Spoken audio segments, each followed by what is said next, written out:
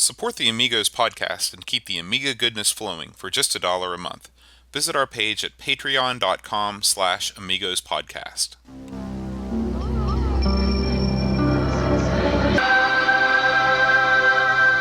Amiga, the first personal computer that gives you a creative edge.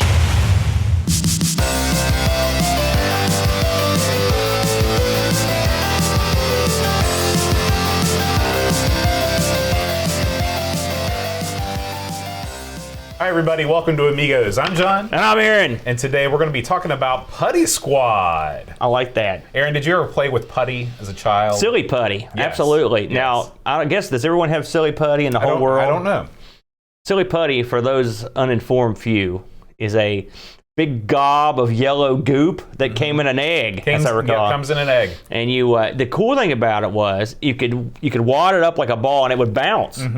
Which was cool. And then you could also take it to like the funnies and the Sunday comics. That's what I did. And you could put it on there and you could lift it up and it would lift up the image of the comic. Right.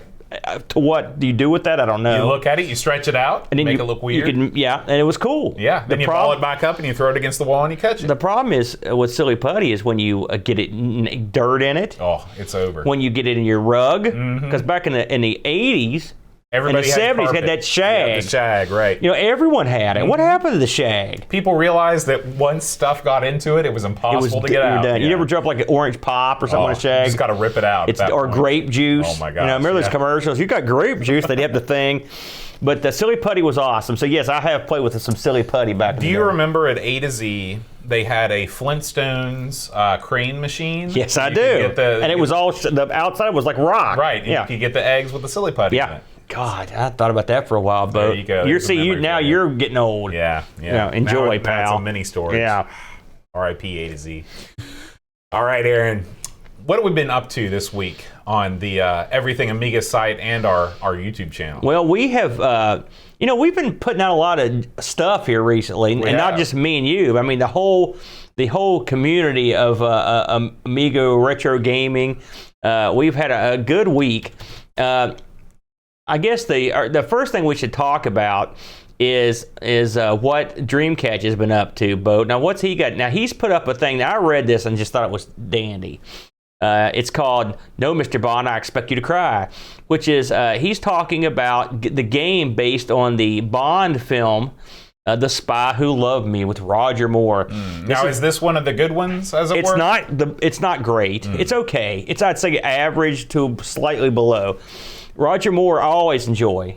He's your favorite, He's right? my favorite because he's wacky. I'm the kind of guy that likes Bond to be funny. I like Bond to... I like all the Bonds for different reasons, but Roger Moore's Bonds I find age well because they're so goofy. You know, and he's funny, and everything he does is sort of tongue-in-cheek. You know, you can see he's having a good time.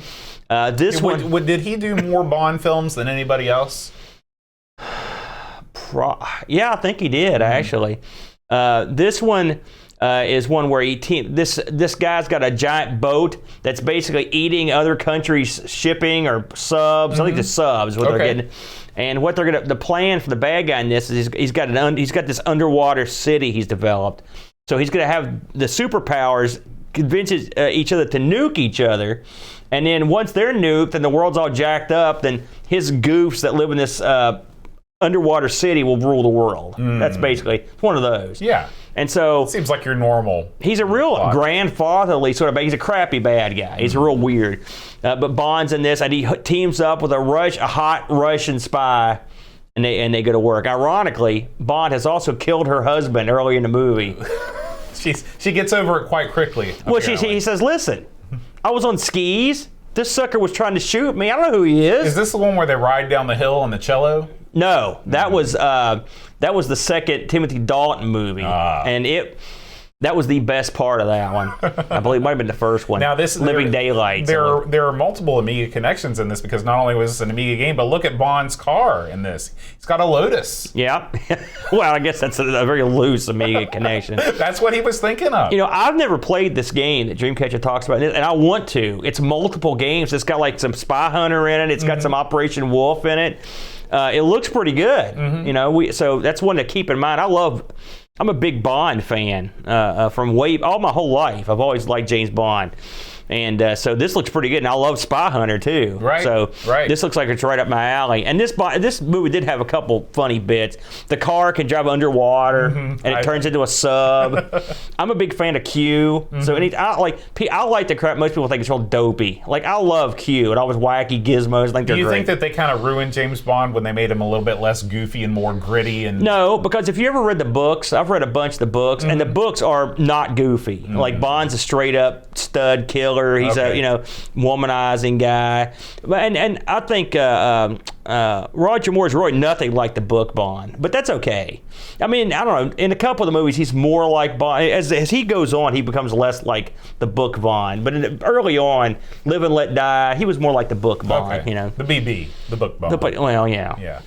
Well, But anyway, I recommend it. Great article from Dreamcatcher, as always. It was top shelf. Awesome. And there's been many a doing over on the YouTube channel, right, Aaron? That's right. So Gary has been putting up a ton of videos. I think he's got 3 or 4 up this week. He started working on his Amiga 2000. I guess it's been a couple weeks ago. And so far this week, he's dealt with some hard drive flopping over on him. He's also dealt with a processor issue. I believe this is just the 2000 that Gary had picked up, and so he didn't have a whole lot of knowledge about it when he got it in terms of what was going on with it. You know what these videos remind me of? Are you familiar with James May? Okay, he's one of the guys that was on the British Top Gear. Okay. And he's got this show called The Reassembler. And the whole show is him. The show starts with this thing that's been taken apart, like an old 1950s rotary telephone. Yeah. And the whole show is him putting it back together piece by piece and talking about it while he's doing it. Oh, man. It's a fascinating show. That would make me nervous, I'll be honest with you. And so Gary is like our own James May. He's our pro technician, ready to get down and dirty and put stuff together and fix stuff up. If you're watching the video right now, and because I haven't got to see this one here where he puts a new socket in, but putting in a new pin through hole socket is not that difficult if you got the right tools and the right knowledge. But I mean, that's still pretty heady. And the problem is if you go through and botch anything with your solder points, or if you lift one of the rings out of there, you got a real problem, because I mean then you got to start tracing out where it goes and stuff. It's a real problem. But I mean, if you know what you're doing, of course Gary knows what he's doing. It goes right in. You can see how smoothly he stuck it right in. He pulled all the solder out of those things. If you got the right tools, it's not that big a deal. But still, it's gutsy. And those things, you better be darn sure that you actually have a replacement socket for them. Otherwise, you really got problems, because if you melt them or something, you're done. So yeah, good stuff from Gary. I highly recommend checking out all of his repair videos, and they're very popular as well on the channel. So, Bo, you were involved in a couple different streams this week. You streamed, of course, this week's game, and you also got crazy and got some more Spectrum time in. Yeah, I've been real into doing the Spectrum thing. Since I got it, it's just so much fun, because I've got all the games. And the games, they take a little bit of time to load, because I'm loading them, through a virtual cassette, which is basically just a WAV file on my phone. Yeah. But actually getting a chance to play these games and talk to folks about their memories while they were playing. So I've done, I guess, 3 total streams. The most recent one I did Dizzy, with the very first Dizzy game, which was just as frustrating as I thought. I watched some of this one, actually. Yeah. I've watched most of all these, and Dizzy that's a tough game. I mean, I know it's beloved, but I mean, I like it. It's just weird enough to be kind of hard, but it's funny because they're adventure games. I mean, you're looking for an item to get through a place, but they've got platforming elements, of course, where you're constantly dying. Luckily, the version that I played had infinite lives turned on, so that was a big help. Yeah, that's a must. I also took a look at the Spectrum version of none other than SimCity. Oh, you're kidding me! I didn't know they had one. This is actually very, very well done. I mean, you're talking about a very limited color palette, but the original SimCity that came out on DOS my version was black and white. Yeah. So the Spectrum does a great job. It's a little bit hampered by the fact that it doesn't have a mouse. You're controlling a cursor with keys on the keyboard. Oh man! So that's kind of a drag. But yeah, if you got a Spectrum and you have not played SimCity, you should give it a go. It's pretty good. It's a nice. The Spectrum seems like a nice side like a side salad to your Amiga main course, right? It's got a lot of, especially when you're not familiar with it. And so many people, their first computer was the Spectrum, their second computer was the Amiga. Yeah. So you can see why. So we, I had a buddy down. I should mention my buddy. He appeared on the after show last week. Uncle Leroy. Yeah, he sent me a picture he took of us doing this, and it was really bizarre to see that. You should send that to me. He's my good buddy Leroy, my twin brother from another mother. He was in town, and we sat down and we recorded a bunch of songs that he sang, some songs with his guitar. That in itself was high comedy because he's not used to performing live, and so he must have screwed up 100 times. Couple takes, huh? And the worst time was he wrote this song. It was real intricate guitar work, and he screwed it up 100 times. He finally got it right, and I had hit the wrong button, and so I didn't record it. So all I've got on tape was me hitting the button and going, "We got it, Larry." And he's like, "I did it." I was like, we went back to watch, and that's all he saw. He's like, "What happened?" I'm like, ugh. He's also horrible at Altered Beast. Well, Altered Beast is a horrible game. No, this is the arcade version. So anyway, we sat down after we did some guitar stuff, and on the Midnight Special here, it was me and Larry just running through some arcade games on my Super Retrocade. Oh, yeah. Trying out the new video digitizer. We had a good time, just messing around. So I promised him next time we would do racing games, and so we didn't do any this time. So next time he comes to town, it'll be racing games. But yeah, just a little midnight stream we did. It was kind of fun. We have a new ARG that just came out. By the time you hear this, it'll been out a few days. This week, we almost killed poor Brent, Gentleman Jack. That's the boot. And so with the CDI was a tough draw. We didn't realize how tough it was going to be until we actually. This is what you get for doing you don't know what you're going to get, so you just spin the wheel. The CDI was very, very difficult to emulate, Boat. I couldn't believe how hard it was. I was listening to, I listened to the show, obviously, and were you doing the same wacky thing that Brent was doing, where you were emulating a controller with the mouse controls? No, I actually I looked at the emulator Brent used was one that was for sale back in the day, and it had very limited support for anything, and it didn't have joystick support. You had to use the mouse as the joystick. So Brent had to map joystick. I don't know how he did it. I ended up using MES, the old, the MAME side thing for computers. And the game I originally picked, which was Mutant Rampage Body Slam, which sounds awesome and looked great. Game ever. Couldn't play it.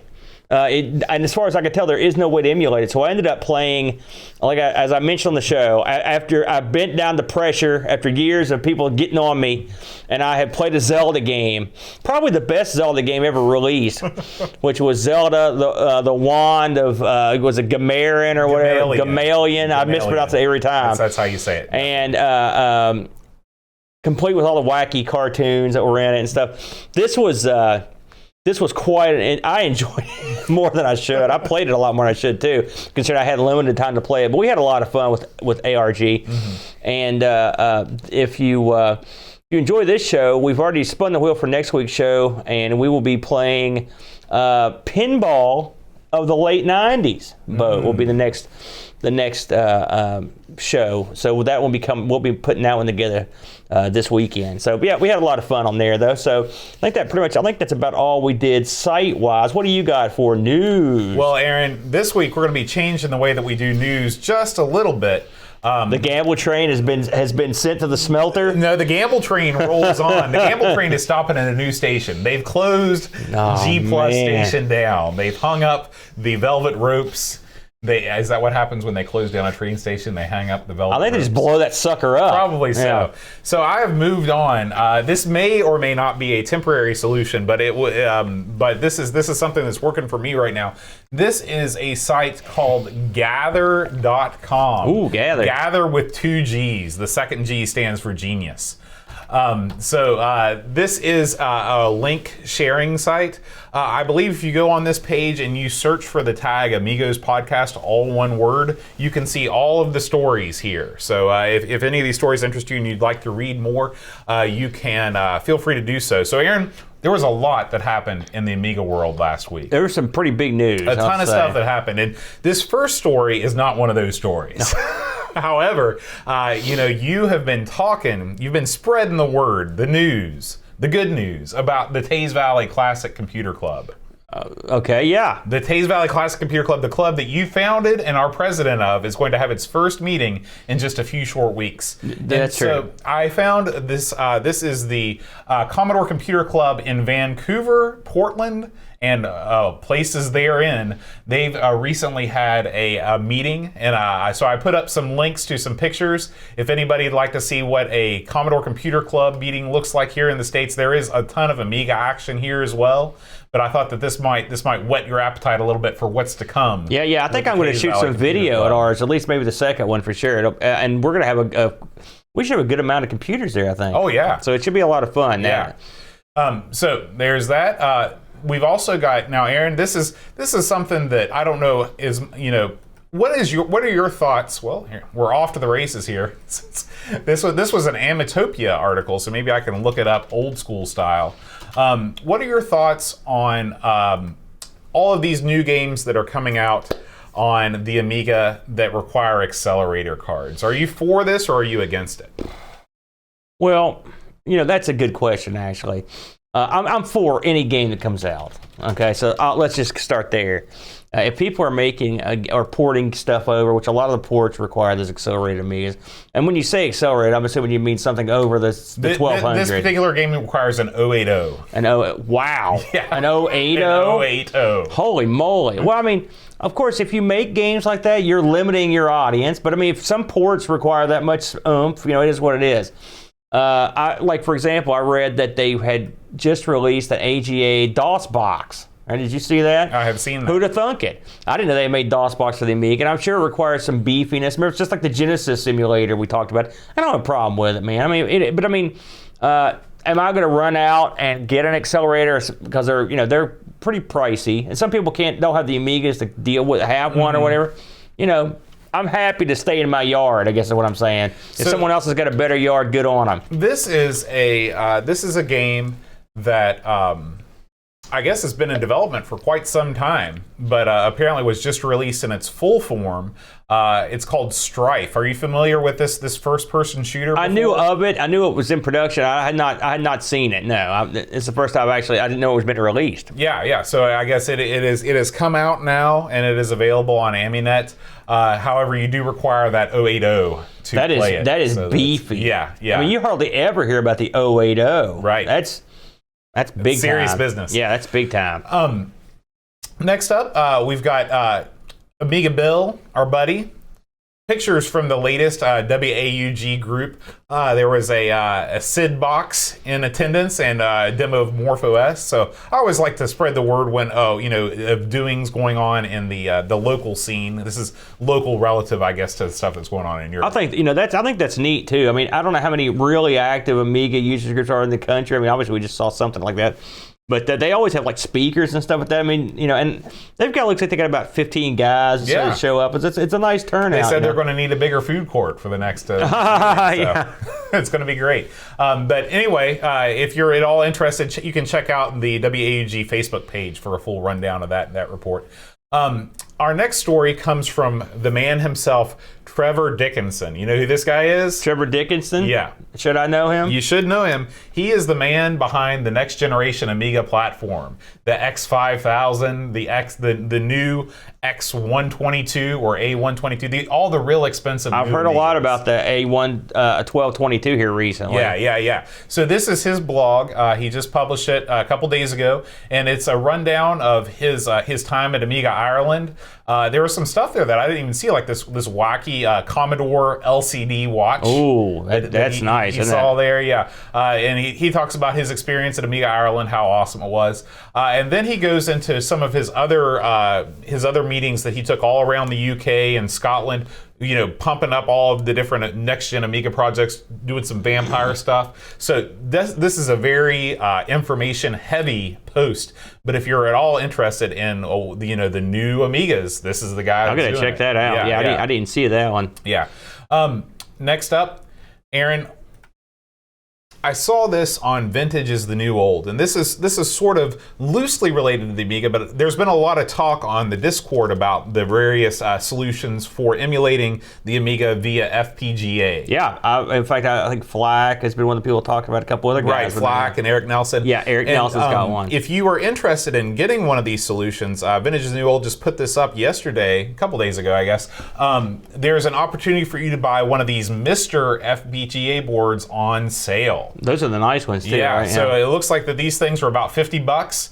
The downside is that you have to buy an additional board to plug this into. That's about $100. So you're going to be out. More money than a pie for sure. I looked at these years ago, and that's the main reason I didn't get into it. But the price was just too much for me. Right, but the price has come down. What is the additional board that you need? The additional board that you need is called a DE10 Nano board. And I guess this basically fills out all the motherboard stuff that the Mr. board doesn't cover. I see, $130. $130. So yeah, I think I'll pass on that one. If you're way into doing hardware-based emulation, I guess this is the solution for you. But we are very fortunate, you and I, in that we have access to. I looked at what this thing supports, and we have access to the majority of the actual items it supports. So we're very fortunate in that department. Up next, I just want to touch on what's been going on in the rest of the Amiga podcast news this week. There are several other Amiga-based podcasts out there that you can listen to fill up all of your time at work, at home. Amiga-Rama this week, our pal Afarius takes a look at Quack, which we covered here on the show and way back in episode 107. Fun game. Yep. Very fun game. And the 10-minute Amiga Retrocast this week, he was talking about, is it bad that I don't know this guy's name? His username everywhere is 10-minute Retro. Right. Yeah. I was just thinking, do I? Because I see him everywhere. He posts right beside where I post almost all the time. Yeah. So he covers the GBS 8220.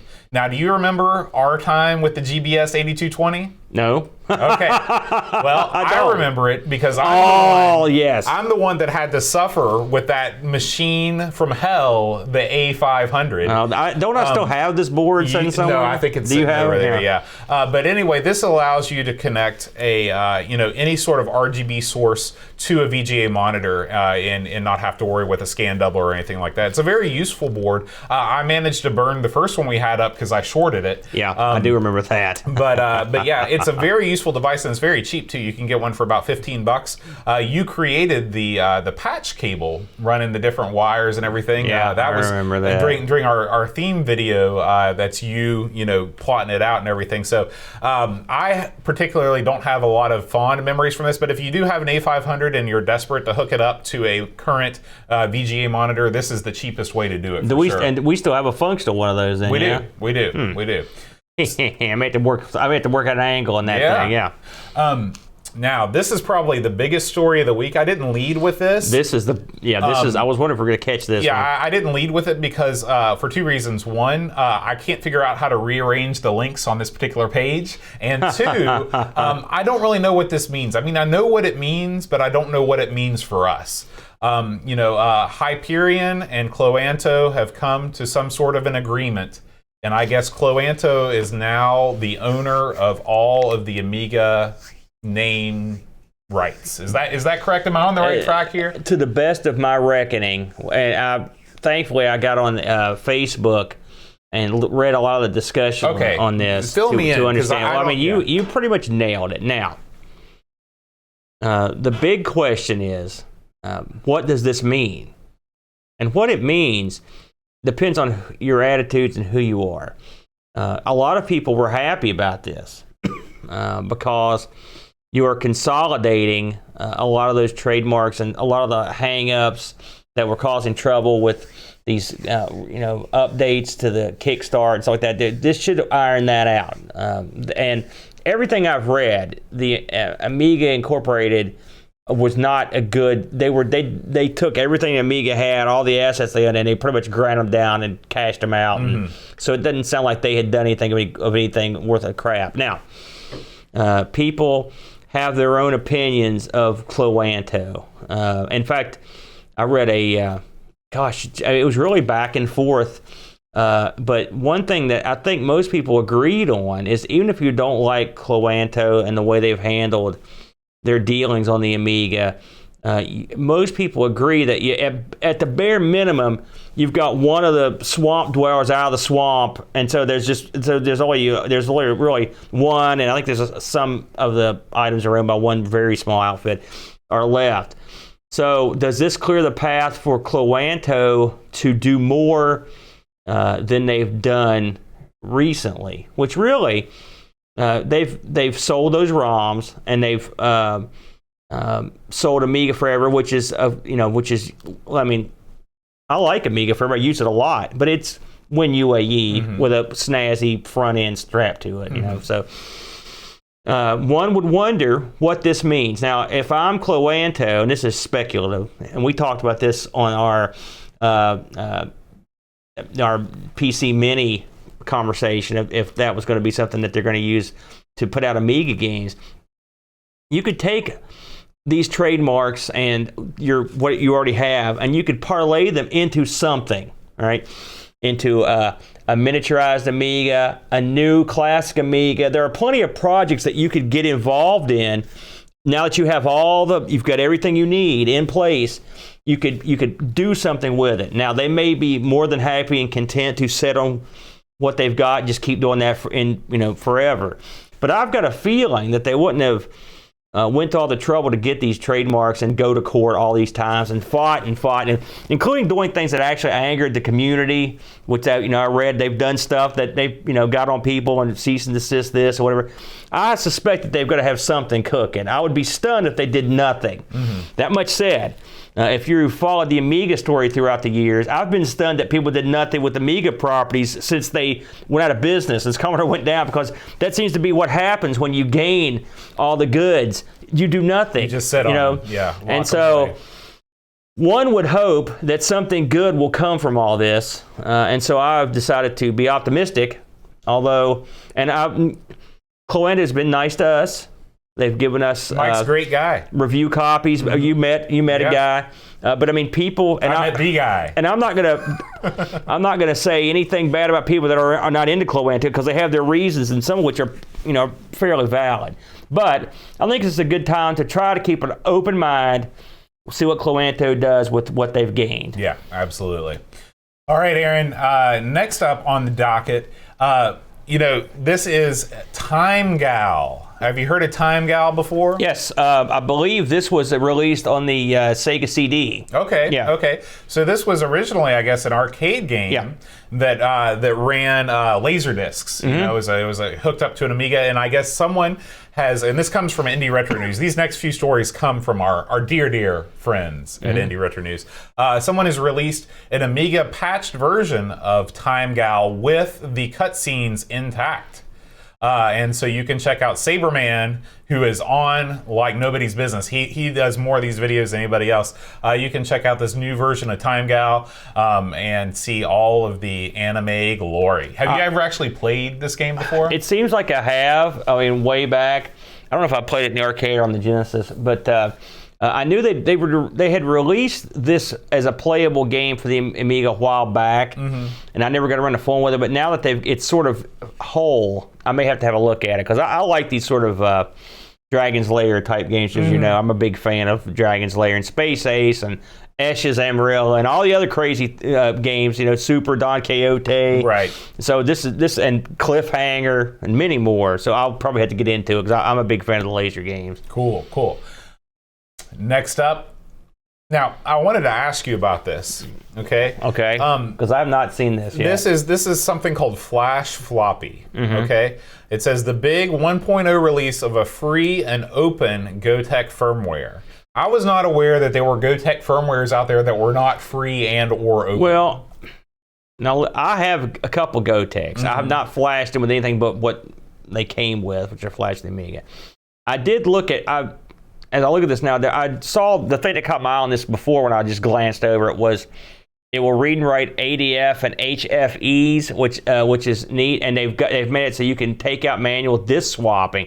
I don't know how I'm anxious to see that, because that would make the GoTech quite interesting if you could take out the disc swapping. Oh yeah. There would be less reason to use WHD at that point. Well, no, I mean it's not going to be that fast or that good. Lightning fast, but I mean, as I mentioned to you before, there are quite a few Amiga games that aren't available in WHD. Now, some of them are garbage. You trust me on this. When I did my Amigo Aaron's karate roundup, holy smokes, did I find some duds, but that weren't there. So there's plenty of reasons to use the GoTech. Not to mention the fact that you may enjoy the floppy aspect of without having to fool with the actual floppy. So I'm going to check into that one. So there may be a video report forthcoming on that, because I may go ahead and flash mine and give that a whirl. Yeah, and then we got some games that are in just kind of in development that we're not going to do. I'm not going to dive deep into these. I'm just going to touch briefly on them. There's a new first-person shooter tech demo called Blask that's coming out. If you're into the first-person shooters, that's BLASK. There's an AGA shoot 'em up called Skull Grid. I mean, can you think of a better name for a shoot 'em up than Skull Grid?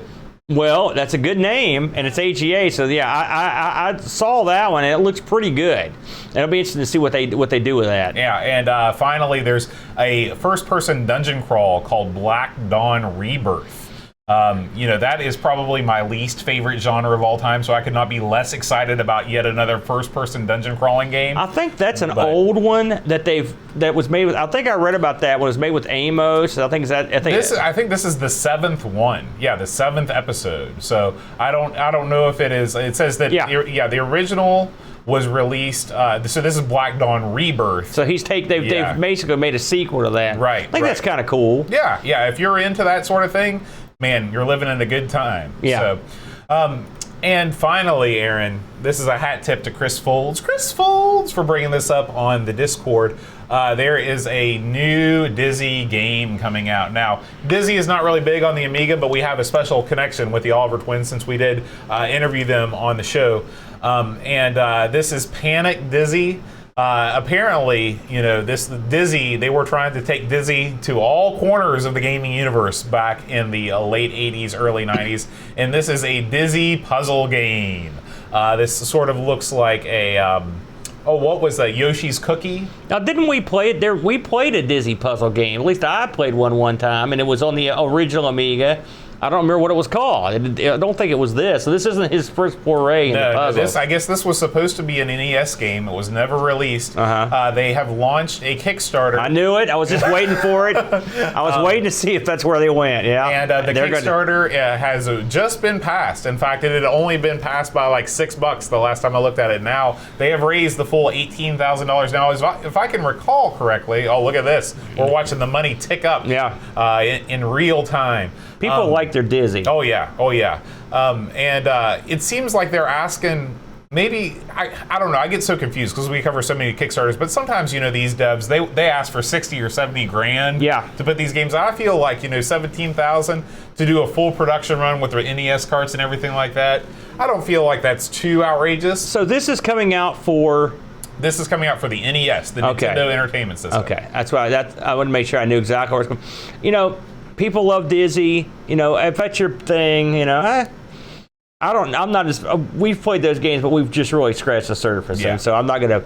But I mean, hey, good for them. And I guess are the twins behind this one, or the brothers? They are. They made a Kickstarter video of them up in their attic or their loft, I guess it's called. Yeah. And they've got an NES set up there, and they're like, "Yeah, here it is, guys. It's the new game." Well, good for them because I know they've not fared well in the Kickstarter realm. Right. So as of recently, so it's good to see them get something cooking. So good. Hey, NES, that's a hot system now. Those people got money to spend. Yeah, it sure does. All right, Aaron. That's it for this week's roundup of Amiga news. The gamble train is rolling off into the sunset. That was a train full of news. It was. So say goodbye to the gamble train. Goodbye. It's time for Putty Squad. Putty Squad. This is a nutty game. I have to say, it's another one I'm always amazed I've never heard of these games. And I got it confused. Remember I told you I thought we'd already covered this or you'd covered it? It was a whole different game I was thinking of. So I was way, as usual, I know you're stunned. So, Putty Squad. I'm going to say what it came out in 2013 sort of via 1994, basically, because this game has a unique history. 2 discs, and it was developed by a crew called System 3. the game was released. It was originally released on the Super Nintendo boat, and then it had versions coming out for the Amiga, the Sega Mega Drive, and the DOS machines, and none of those came out initially for various reasons. This was a sequel to an original game that was just called Putty, I believe. Have you ever played the original version of this? No, never looked at it. This game released for the Amiga on December 24th, I believe, 2013. Was basically a Christmas gift from the guys at System 3. And what happened was, I mean, there's a lot of interviews and stuff on what went on with this game, but to summarize it, the original Putty was a pretty popular game, and so they wanted to make a sequel, and they did, Putty Squad. And the plan was, as I mentioned, to release this on 4 different systems, or maybe more. The problem was that they were having trouble, and the Amiga was sort of this is 94. Dire straits. Which really, in 94, you were doing a lot better than you were a few years after that. Right. But, and so... they never released it. Then they ended up releasing the Super Nintendo version, and which has been around forever. Now the funny thing is about this story is, as we report this today in February of 2019, Putty Squad's like everywhere. I mean, I don't know if you noticed it. It's been released on many platforms. I think it's on the Switch. I know it's for a certain. It's on the PS4. It's on the PS Vita as well. And now these are. Graphically updated, and they've added some. I watched some quality of life features. I watched some play throughs of the PS4 version. It's funny because the guy I was watching do the playthroughs, all he did was incessantly mock this game. He's like, "Look at this game. This is on the PS4, the PS4," and I thought it looked pretty good actually. But I mean, I was comparing it to this version, which it looks better than this version. But I mean, the level makeup and stuff was identical. I mean, for the most part, Putty had a few extra powers that he didn't have, and like he could blow up, like he could do different stuff. He could fly and some other stuff, but it looked pretty good. So this game, for a game that got canceled everywhere, it's now in 2019. It's made a huge comeback, and it's available. I mean, and the version he had for the PS4, it was a literal physical release in his hand. Interesting. I was surprised. I couldn't freaking believe that, man. So I watched your stream on this. And so what was your? Do you want to go into it a little bit? Tell me what you thought about the game and what you thought the controls. Well, this is Putty Squad is an open world platformer in very much the same vein as most Amiga platformers. This is very similar to a game like Zool. It's similar to a game like Super Frog. Similar to a game like Lionheart. Did we play the same game? They're all the hell same, are you talking man. about? This is nothing like any of those. What the game designers did was they made a huge level and they put all kinds of obstacles in it, and you have to negotiate your way to the end of the level while at the same time collecting a certain number of objects to open a door. This is the exact same premise as Super Frog. Pretty sure it's the exact same premise as Zool, though I've tried to block memories of Zool out as best I can.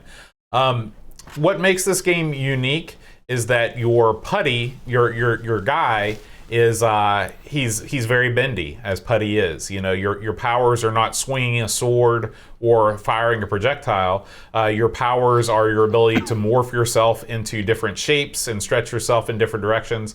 And you also there's a little bit of vehicle. You can board different vehicles and things like that. But your main power is just the fact that your Putty is so malleable. The game is massive. The original game was only 8 levels long. The full version of Putty Squad is 32 levels. This game is mind-bendingly long. The full playthrough, which we are showing right now in our video version, is about 3 hours and 15 minutes long, going through all the levels. This game includes a sort of a side-scrolling not shooter, but a side-scrolling floating level where you have to collect stars in your airship. But except for that level, as far as I could tell, all the levels were pretty much the same. You exist in different environments, but you know, the game itself never changes throughout those 32 levels. Yeah, it's got like an Arabic level. There's like sort of an Easter Island or ancient Egypt-y type level. There's a level that's in like a lab. There's a level that's in like somebody's house, or the street outside of a pub. You know, there's stuff. So it's got the backgrounds are different. They're varied. And I will one thing I noticed, and this game uses the old password system, is that the levels are effectively more of the same. If like the first level has one spinning spike gimmick, the next one will have 2, then there'll be 4. If one level has an enemy flying across the screen on a balloon, a couple levels later he'll have a laser gun. You know, so I mean they just sort of add a little bit of difficulty with sort of the same. You're going to see a lot of the same sort of sprites in this, or the same sort of characters. There's not a ton of variance on your enemies. And stuff. Yeah. I mean, I could have. You know, I think that they could have done less. We've definitely played games where they you know, the enemy sprites stay the same literally throughout the entire game. The only thing that changes is the backgrounds, but they definitely could have done more in that department. One of the things that's interesting about this game is you do have items that you can use. The items are not as clear cut as I would have liked. You know, you get a can of cat food. When you release the cat food, it summons a cat who just kind of runs around. He skateboards. Yeah, he skateboards through, and the cat can do different things for you. You can allow the cat to kick you, at which point he will disappear and leave some TNT, which you can use as, of course, an explosive weapon. You can also hit the cat and then use the cat as sort of a trampoline platform. Yeah. You know, I can see in the meeting where they're like, man, how are we going to make this thing different than Mario? How are we going to make this a unique platformer game? And they're like, I got an idea, man. We're going to get this cat in here and he's going to do this. And then people are like, yeah. But in practice, it's just kind of confusing and, I don't know, weird. I have to say, there's a point on the second level where there's a ledge you can't get to. And I was in the process of learning what the hell was going on, you know, and I picked up these cans, and I had to go watch a playthrough because I was like, man, what am I doing wrong here? And it never occurred to me to bounce on top of this cat. That never even crossed my mind. Right. Because you already have a power-up that lets you bounce. In fact, that's on the video. That's exactly what you just saw. Yeah. This game, I was telling Bo before we did the show, I actually played the Super Nintendo version of this first, just because it was handy where I was at the time. And so the Super Nintendo version, of course, it's very similar. The graphics are a little bit different, but the levels are the same, and it's very similar. But the buttons do different stuff because you've got multiple buttons. And so I think that aided me significantly when I started this game because I knew what all the putty could do, and so I just had to go through and try to figure out what they mapped differently. And I actually thought the controls in this were fine. I like the controls, and not only that, but I mean, and don't get me wrong, you are occasionally going to scoot sideways instead of punch, for example, because your guy can make fists and punch left or right, and he can also do this kind of scoot move, which I'm sure it has its uses. I don't know exactly what they are. Maybe it can move faster, but it didn't seem to do much for me. But once you get the controls down, I found this to be a pleasant surprise, to be honest with you. I didn't think it was anything like... I thought the level design this was like tippity top. I really did. I mean, the ledges and stuff are arranged in a puzzly way. And so you have to use your old noodle to figure out where exactly to go and what to do. The adding the TNT and the nitro and the cat, I thought those elements were interesting. Now, what you said about summoning the cat, that is goofy. That's real goofy. So why did they do it that way? You're probably right. They probably were coming up with, because this game's got all kinds of wacky stuff in it. There's a bit on, like, I think it's third level. It's the first Arabic level where you can kind of summon this DJ that comes out, which I thought that was pretty funny. So they try to put a lot of thought into it. It's a long game, like Boat said, and if you watch later on, I mean, there's some pretty funny parts. The blob guy, really, I think, sort of, if anything, there was sort of a missed opportunity on the Putty. I thought they could have made him do more stuff that he did. Yeah, there's a game on the Nintendo called The Boy and His Blob. Yes, very famous. That's exactly the one I was thinking. And if you haven't played the game, you're a boy and you've got a pet blob, and you feed your blob jelly beans, and the different jelly beans turn him into different objects. Yeah. They could have done the exact same thing here with power-ups. I mean, you don't need a boy for that. You just need, for example, your items. Instead of giving you an item where you drop a spring, who knows where this Putty's keeping this spring? Just turn your Putty into the spring. You become the spring. You could have turned him into anything that bounces. It made it funny. Yeah, but I think a coiled spring. I mean, that's a, and and I don't want to say that this game has bad level design. It's just this game is designed in a way that I don't like, and it's just the genre where you have basically a huge screen that you have to negotiate. It's not like a lateral progression, I guess is what I'm saying. Everything is available to you at the get-go. You have to figure out where everything is, collect enough objects, and then open the door. I'd rather progress from left to right to the end of the Well, I think this, it's a different philosophy on platforming. Absolutely. And I'll admit, playing something like a Mario where you're stuck going the one way, I'm talking the classic Marios, it's easier to manage. There's no doubt about that. But this game, you have to explore the levels. You have to, aside from collecting the stars you need to get off the level, you have to go around and rescue these other putties, or these guys that are basically giving up. Yeah, you don't actually need to collect stars to complete the level. You just need to collect stars, but you've got to get all. Well, it's not just the putties. Sometimes you got to collect. What are those? Like surrendering cats, or what were those things with the white flags that you go by and get? You know what I'm talking about? Yeah, you have to. Those guys, you pick those guys up too. But I thought it was, I really kind of thought this was a pretty unique game. I'll tell you the thing that I admired the most, because the levels, I'm not going to say these are the best levels I've ever seen, because they're not. But what they are puzzly fun that you have to use your head to get through. Okay, so that's good. They're not the most beautiful, they're not the most clever, but they're okay. They're pretty good. What I thought was the most impressive to me is the amount of things that you can do with one button. And it's funny because a lot of people didn't like this, but I don't understand why. You can, with one button in your joystick, you can smash yourself into a puddle, all right, and you can pick stuff up. You can do slide left or right. You can kind of make yourself taller. You can pull yourself down through under the floor. You can also go through a whole inventory of stuff, and you can also put down that stuff. I agree with you 100%. It was amazing. And also, I forgot punching left and right. The controls in this game, top notch.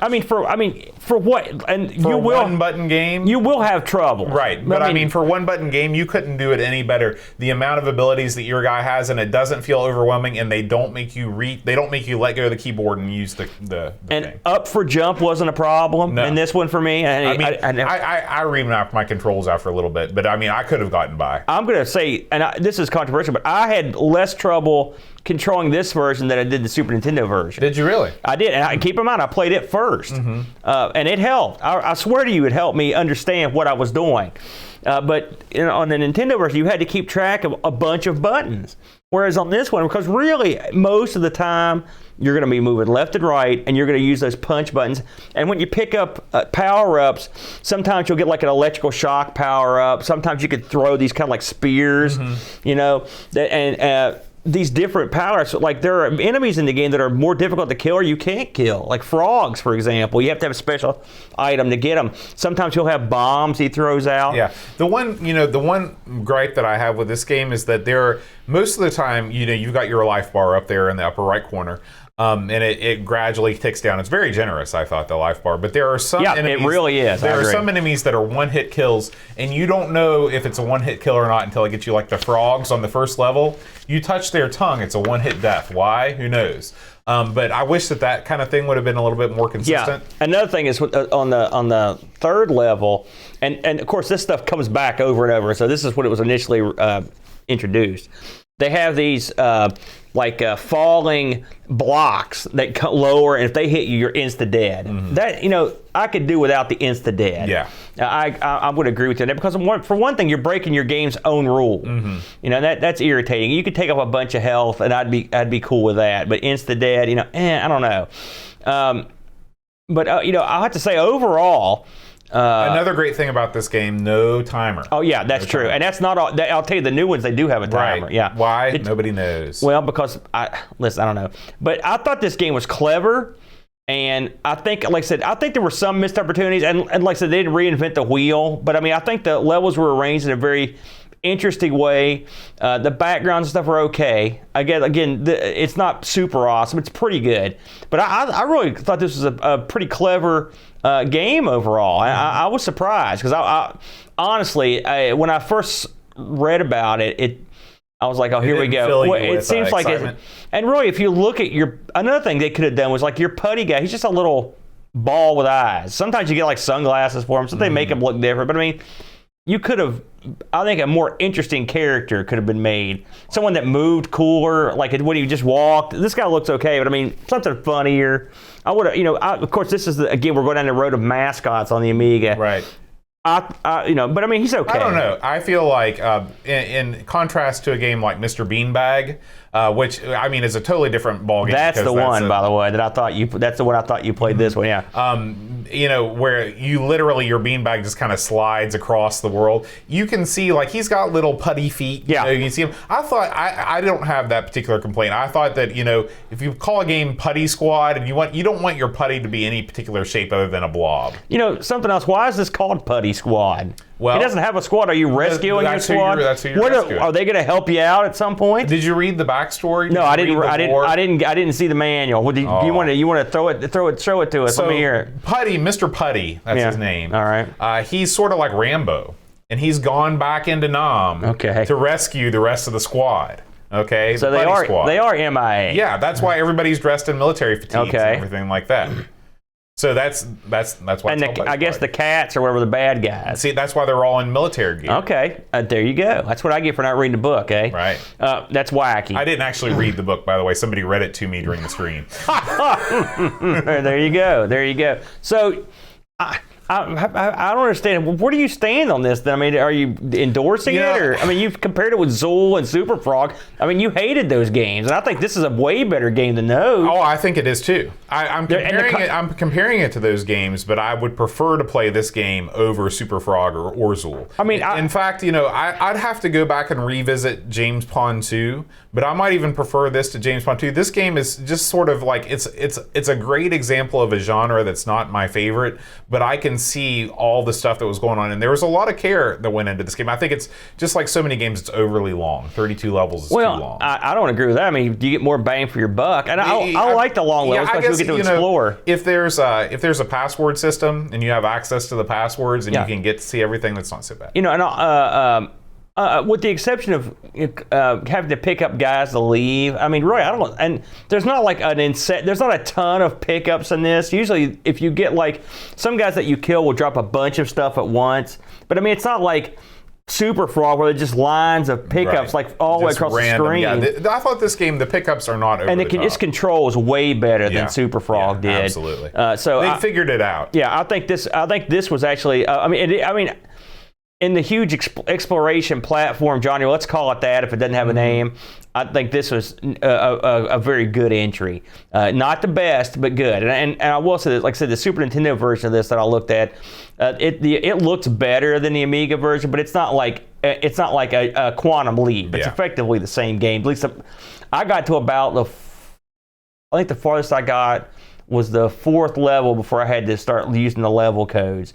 to look at the different levels. How far? Do you remember how far you got? It's funny because I played this game for a while and I knew but I didn't know. Like, is there a place to know what level you're on in this game? Yeah, at the little screen where after you beat a level and it shows the guy spinning around in circles, dancing, and it gives you the information. Yeah, I must have just not. And it also one thing I also like is every level has a name.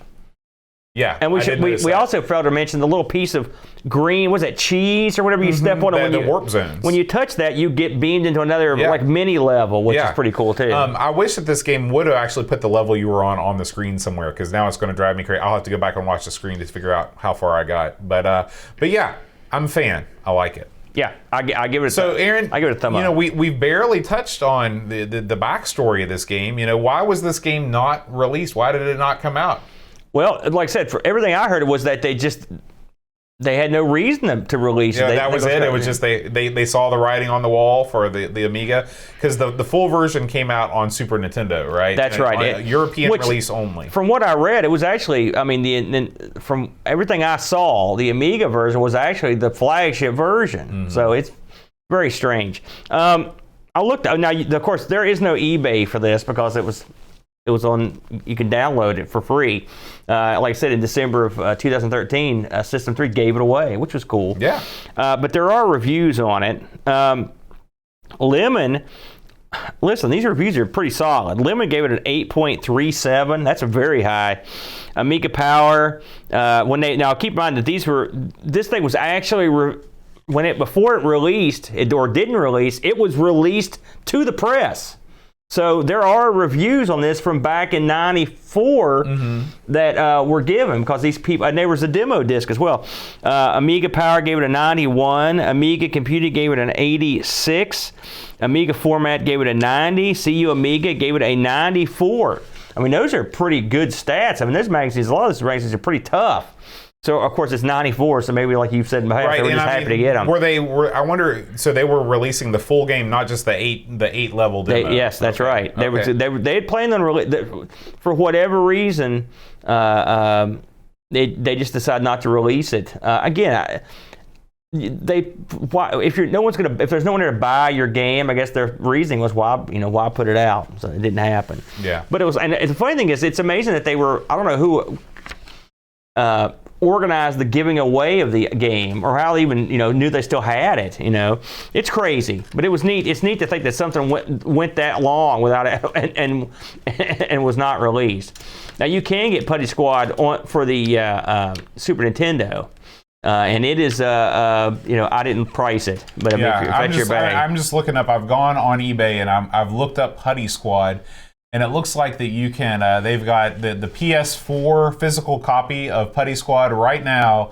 You can put in a bid right now. It's all the way up to $2.80.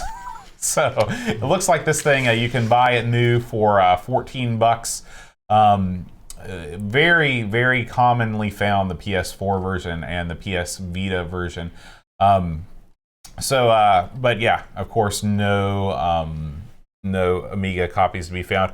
Looks like there's one Super NES version. This guy lives in Spain. He's selling a Putty Squad for $49.77 or best offer. It's funny. We when Boat was looking for pictures for this, we saw a CD32 cover for this. So presumably someone has done something to get it on a CD32 disc and made a mock cover up for it. I assume that's what they did, because clearly it wasn't released to CD32. So yeah, kind of wacky. All right, Aaron, as we close the book on this episode, I'd like to thank all of the folks that are with us in the chat. We do record Amigos every week at 5:30ish Eastern time on Fridays. We got Pixel Vixen here in the chat with us, Neville Overman, John Marshall. Let's see. Neville Overman. He's got an alias. I know who he is on Discord, but I don't know if he wants that revealed. I would go by Neville Overman. That's awesome. Who needs an alias? I'd have my name legally changed to that. Pixels at Dawn's here. So thank you guys, Duncan Styles, everybody. Gary was in here. There's a ton of people in here. Dasley was here. Michael Ryan, Graham Vebke. Oh yeah, thank you. I forgot about the Discord reviews. This is why we have the show. This is why we do it live. I almost forgot it. So The third man. That's right. That's right. The user reviews from Discord. So, in case you don't know, fair listener, every week we open up the reviews to people on our Discord channel. Everybody that's a Patreon of Amigos gets access to our Discord server. And here are what some of our community members thought. All right. Pixels at Dawn says, my review, as zany as always and vastly improved controls over the original, this is an impressive looking and sounding platformer that suffers from being too repetitive and having too many cheap deaths. 6 out of 10. The cheap deaths, I assume he's talking about the insta-deaths. Those are not a good move. I agree with him on that. Yeah. Matthew Perrone, he says, beautiful game with nice colorful sprites, top-notch animations, and a crazy backstory. The bad. Too many game mechanics that are unintuitive, bouncing on the cat's belly.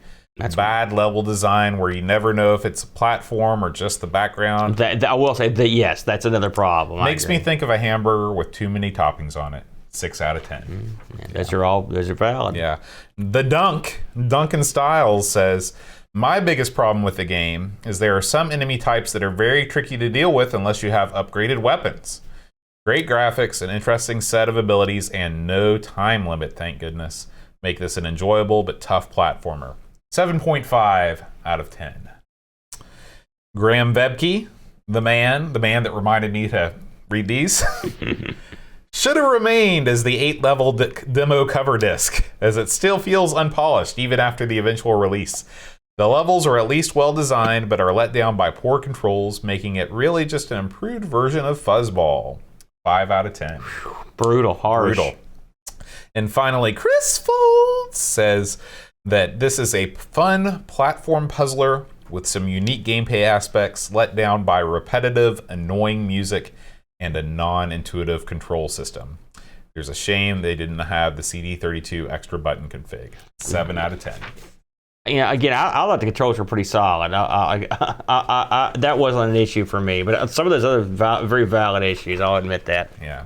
And you know, Aaron, speaking of our Patreon community, we love you guys. Thank you for supporting the show. If you like the show and you'd like to keep us going, you know, we don't do it for the money. Aaron doesn't do it for the money. I'm in it for the whole hard cash. I'd just blow it if I had it. Yeah. But, you know, if you want to support the show and join our kind of Amigos family over on Discord, you can go over to patreon.com/Amigos podcast. We'd love to have you on board and keep the show rocking and rolling. You know, we're closing in on 200 episodes. This is episode 185. Really? Of Amigos. That's crazy, man. Yeah. So we'll be hitting that before summer then, won't we? Yeah. Crazy. Good God Almighty. So, you know, this is really the reason why people support this show, Aaron. Everybody knows that the best way to start your weekend is to hear your name sung as part of the Patreon Song Challenge. Now, last week, Aaron, I sang the 90s Brit pop classic Champagne Supernova by Oasis. That one. I had calls both from Liam and Noel wanting me to come join their respective bands. They probably want you to join the other guy's band. You know, since they're feuding. You know, they didn't specify which one. That's exactly. Go join Liam's band. You'll be a great singer. Yeah. And he's like, we did have some winners, however, that were able to cut through my awesome voice. And even I knew that one. Yeah, this is Pixels at Dawn. Congratulations. Edvin Helland, Paul Harrington, Pack Billy. Have we heard his name before? Oh, Pack Billy's huge. Pack Billy? Yeah. Like Hillbilly? But like Hillbilly. Him and Jim Plays Games get together. Uh-huh. And man, they take it to, I think they're playing, what are they playing right now? Eye of the Beholder or something. They do these epic long play series, but yeah, Pack Billy. That's it. I like that. Yeah. Chris Folds, Andy Craig, and finally, at the last moment, Gary and Andrea Hucker. Congratulations, you have won the Patreon Song Challenge. And me, week. I'm a winner. Yes, and you. You're always a winner. Thank you. So, this week, stretch it out. If you know the answer to the Amigos Patreon Song Challenge. You can send me an email at john@amigospodcast.com with your entry.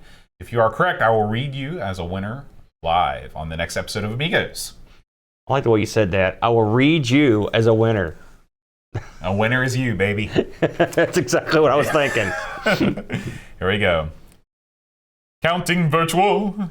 Sheep Bernard, Quinn, Retro Man Cave, Tim Drew, Daniel Williams, Simon Rose, Joseph Harrison, Kyle Letter, Rob O'Hara, Howard Nibbs, Matthew Larimore, Andy Craig, Sean Zoe, Darren Lomax, Holland 419 Bark Mid, Roland Burke, Andrew Monks, Joe Zombie, John Cook, Dan Ross Leaf Killan, Alan Kebab, Checote Level Lord, John Marshall, Matthew Perron, Ricky DeRocha, Creepy Dead Boy, Fixie CDZ The Slow, Norris Stefan, Sorgon Martinson, Edvin Helen, Blindo 75, Christopher Hassel, Ravi Abbott, Chris Foltz, Dreamcatcher, Lauren Giroux, Graham Bebke, Brent Dowdy, Langdonson, Adam Battersby, O'Brien's Retro and Vintage, Gary Hucker, C. Brian Jones, Paul Harrington, Duncan Stiles, Alan Kebab, Anthony Jarvis, Tapes from the Crib, Josh Dad, Adam Bradley, Jonas Rulo, THT, and Eric Nelson, Kim Tommy Homestad, Daniel Bingston, Brutal Barracuda, Darren Coles, Jason Warrens, Pixels at Dawn, and Kilbjorn Barman. It's on the tip of my brain. It really is. Well, think on it, ponder it, and maybe one day I'll announce your name As a winner. A winner. My winner is me. Yes. All right. Well, next week, Aaron, this is going to be a landmark episode, number 186. This good round number for the landmark to come into view, honing in. We're going to be playing Frontier. Yes. Elite 2. This one we had a little bit of pre-knowledge about. Thankfully. The Amigos Game Selection Committee, the committee of Patreon supporters that chooses the games that we play every week, Aaron, they gave us about a month to prepare. I know you've been playing this game nonstop. Thankfully, I have previous playing experience with Frontier, so I'm in it with a chance. I'm looking forward to this one. I tried to pitch this one years ago, and you were like, "No, we're not doing that one." You vetoed the heck out of it. No way. You said you sat down and played it once. You're like, I don't know what I'm doing. Yeah. It's done. Yeah. So it took the committee to get this back on the docket. That's right. And I will be doing some more streaming this week. I'm not yet done with Elite 2, so make sure you click that bell on the notifications if you want to watch me stream some more of Elite 2. Yeah, it's never going to beat that first stream. Oh, that was gold. That was comedy gold. All right, guys, thank you so much for watching. We'll see you next week. Keep on playing the Amiga. Until then, Adios.